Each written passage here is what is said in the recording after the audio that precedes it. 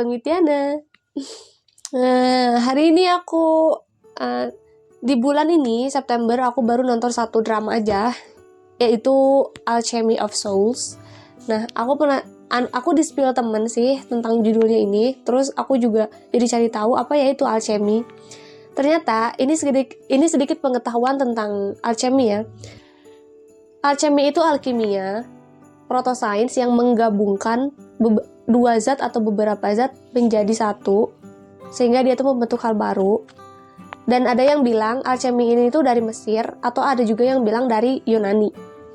Zaman dulu itu orang Mesir itu adalah ahli sihir, pada zaman kuno gitu ya, pada zaman dulu. Nah, kalau dari Yunani artinya tuh alkimia itu mencetak bersama atau meleburkan atau mempersatukan. Jadi kalau pada zaman dulu itu si alchemy ini ilmu yang dipakai untuk mentransmutasi ya, kayak transmutasi itu kayak apa ya, kayak mengubah kali ya, mengubah timah menjadi emas, sehingga untuk mencapai sebuah keabadian gitu katanya. Jadi kan emas itu adalah sesuatu perhiasan yang dia tuh logam mulia yang paling gak pernah rusak. Jadi kayak mau digimanain pun, mau dicampur apapun dia gak pernah rusak gitu ya. Untuk hidup yang abadi, untuk hidup yang lebih baik, atau ini katanya tuh kayak harus punya emas gitu. Iya, jadi awalnya tuh kayak gitu dulu alchemy. Tapi di film ini alchemy-nya itu adalah Alchemy of Souls. Tapi kalau kamu banyak tahu tentang alchemy, kamu boleh diskusi ya di bawah, karena aku juga nggak banyak tahu, aku tidak begitu memahami kimia juga gitu ya. Jadi ya mohon maaf kalau tidak lengkap informasinya. Terus sekarang kita bahas aja Alchemy of Souls ini. Nah, Alchemy of Souls ternyata dalam premis film ini tuh, kalau yang aku ketemuin itu adalah dia Alchemy of Souls. Dia itu gimana caranya supaya dia memindahkan jiwa. Jadi kan alchemy itu sendiri energinya itu semua dari alam, entah itu dari angin, dari air, dari laut, dari udara, dari gunung, dari hutan, air, udara, terus api. Itu tuh katanya itu yang membentuk energi gitu.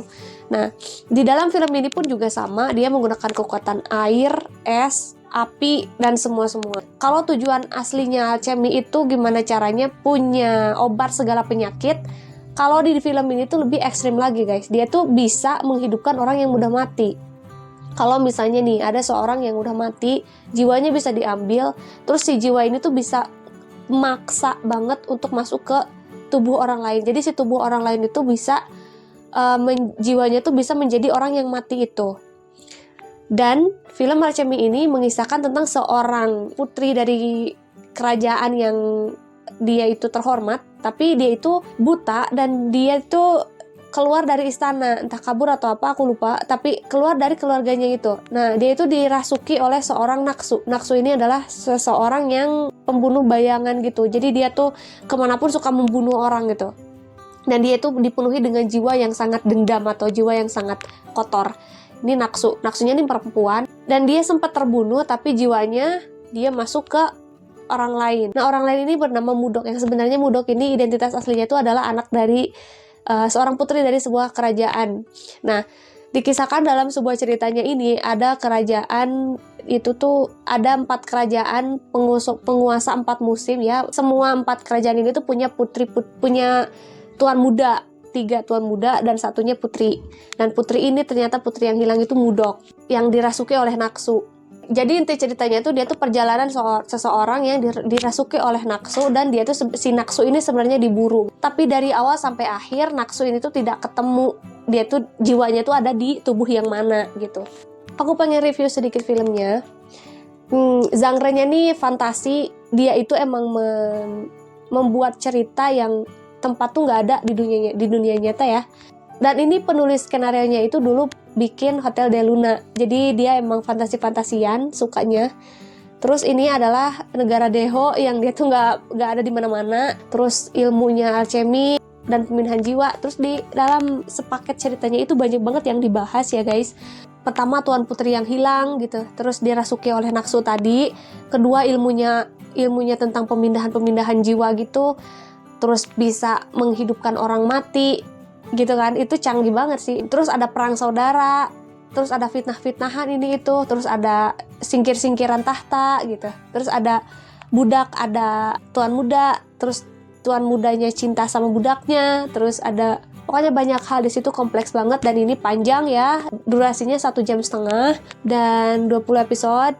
Terus di sepanjang filmnya dia ini menceritakan satu persatu nih, kayak kerajaan ini awalnya gimana, sahabatannya sama siapa, kerajaan ini tuan mudanya ini, kerajaan ini tuan mudanya ini, karakternya gimana, kebiasaannya kayak gimana, aturannya kayak gimana. Pokoknya menceritakan tentang kerajaan itu sendiri. Ada satu tuan muda yang dia tuh anak dari pendiri dari kingdom itu, dari negara atau dari kerajaan itu sendiri. Tapi ayahnya ini meninggal dan jiwanya tuh dipindah ke orang lain. Dan dia terlahir dari putri yang paling cantik gitu di negara itu. Tapi ayahnya itu pengen si anaknya tuh tidak punya aura atau tidak punya energi. Jadi energinya tuh ditutup.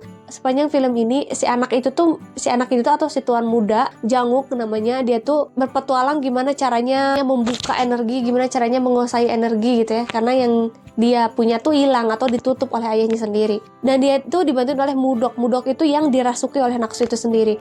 Twistnya tuh adalah ketika dia bersahabat dengan Naksu, di mana Naksu ini adalah seorang yang harusnya dibunuh tapi diumpetin sama dia. Identitasnya jadi Mudok, asistennya dia gitu.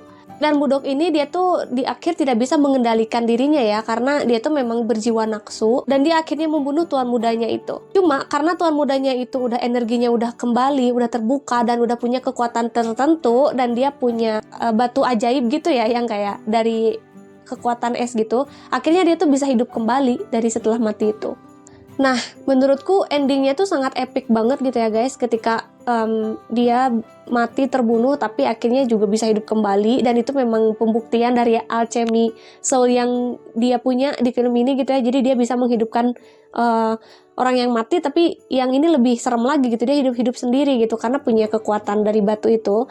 Terus abis itu si identitas Mudok ini tuh nggak ketemu oleh ibunya sendiri gitu, dan dia tuh kan anak hilang yang dirasuki oleh Naksu, tapi tetap dia belum menemukan siapa keluarganya gitu. Jadi itu ending yang menurut aku jarang banget. Jadi kayak awalnya tuh dia mau nikah gitu sama Janguk, tuan mudanya, tapi dia malah membunuh karena tidak bisa mengendalikan dirinya karena dia sebagai Naksu. Nikahnya gak jadi, terus akhirnya membunuh, dan ya kayak gitu. Menurutku endingnya epic banget, karena ini juga pasti banyak yang nonton sih gitu ya. Intinya ini tuh genre fantasi tapi ada ilmiahnya juga, jadi menurutku ini masih kayak ada masuk akalnya, cuma dia lebih ekstrim gitu. Kalau yang versi ilmiahnya itu kan kayak dia tuh ilmu pengetahuan untuk pengolahan emas gitu ya, ini tuh pengolahan jiwa gitu. Jadi ini idenya bener-bener gak kepikiran sih sama aku salut banget sih dengan penulis skenarionya. Terus moral value yang bisa aku ambil dari drama ini, dia tuh kan sepanjang perjalanan si Janguk ini ingin membuka energinya gitu ya, dan dia tuh belajar berbagai hal, termasuk belajar dari buku yang kosong, belajar dari memancing, belajar dari segala gitu ya. Menurutku kita sebagai manusia itu jika ingin melihat sesuatu yang tidak bisa terlihat oleh mata, kita ya harus bisa fokus. Ilmu itu juga tidak bisa hanya terlihat oleh mata, tapi dirasakan juga gitu oleh jiwa, oleh hati gitu. Yang bisa aku dapat dari sini, dari si perjalanan Janguk ini. Makanya dia juga bisa membaca buku yang tadinya tuh nggak ada tulisannya, hanya dia bisa kebaca karena fokus. Hatinya tuh ikut main gitu. Terus yang kedua, kita tuh nggak bisa banget mengendalikan ego ya. Ego tuh susah banget untuk dikendalikan. Naksu yang masuk ke Mudok itu, dia punya ego untuk membunuh gitu. Sampai kapanpun ketika dia nggak terkendali ya dia pasti membunuh, termasuk membunuh si tuan mudanya yang dia suka bahkan. Dan dari Janguk sendiri dia tidak bisa mengendalikan ego, dimana ini tuh naksu ya yang ada di tubuh Mudok, tapi gue suka gitu.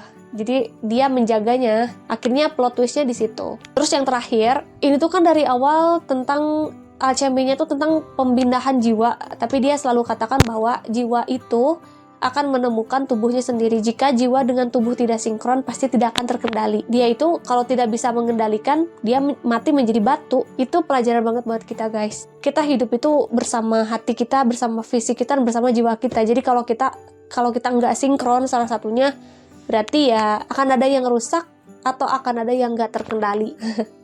Di situ sih poin plusnya dari drama ini. Wah, hanya itu yang bisa aku ambil dari drama ini. Kamu pasti udah nonton kan, dan kamu pasti tahu itu gimana visualnya, gimana musik, dan gimana karakter-karakternya.